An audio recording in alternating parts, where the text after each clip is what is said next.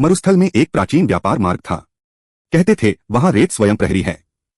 जो सच्चे मन से चलता है उसे वह छाया देती है, जो छल से चलता है उसे मृगतृष्णा में उलझा देती है।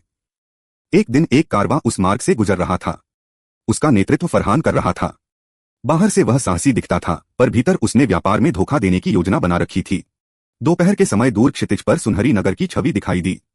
ऊंचे महल, चमकती मीनारें, बहता जल, सब स्पष्ट था। कारवां के लोग प्रसन्न हो उठे, पर तभी एक बूढ़ा ऊंट अचानक बैठ गया। वह आगे बढ़ने से इनकार कर रहा था। फरहान ने उसे मारकर उठाने की कोशिश की। तभी पास की रेत से एक रेगिस्तानी लोमड़ी निकली और कुछ दूरी तक चलकर रुक गई, मानो संकेत दे रही हो कि यह मार्ग ठीक नहीं।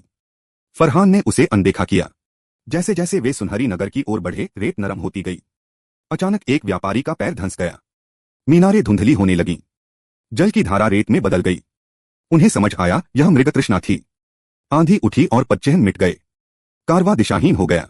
रात को फरहान अकेला बैठा था। उसे याद आया कि वह व्यापार में मिलावट करने वाला था। शायद यही कारण है कि रेत उसे दंड दे रही है।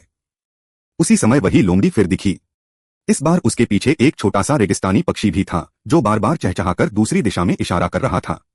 फरहान ने पहली बार अपने साथियों से सच कहा, मैंने लालच किया, हमें ईमानदारी से लौटना चाहिए। उसने सबको आश्वासन दिया कि वह अब किसी को धोखा नहीं देगा। सुबह जब सूरज उगा तो सुनहरी नगर गायब थी, पर सामने एक स्पष्ट ठोस मार्ग दिखाई दे रहा था, जो एक वास्तविक ओएसिस की ओर जाता था। ऊंट सहज चलने लगे। लोमड़ी और पक्षी दूर टीले पर खड़े थे।